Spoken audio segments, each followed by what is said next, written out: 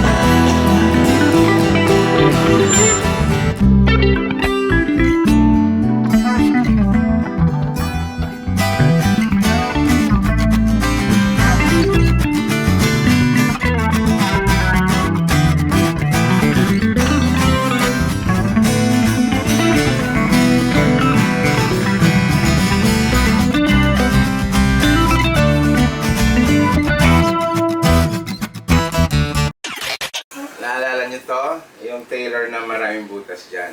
Wala na ngayon. So, pinalitan na rin namin pati yung jack.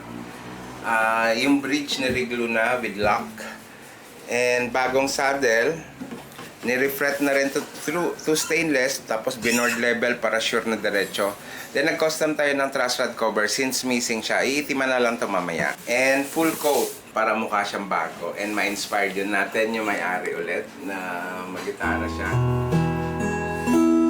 So, pati mga spacer dun sa ilalim ng saddle, tinanggal ko and naggawa nga tayo ng panibagong bone na to bone. Kaya mas bright na yung tunog.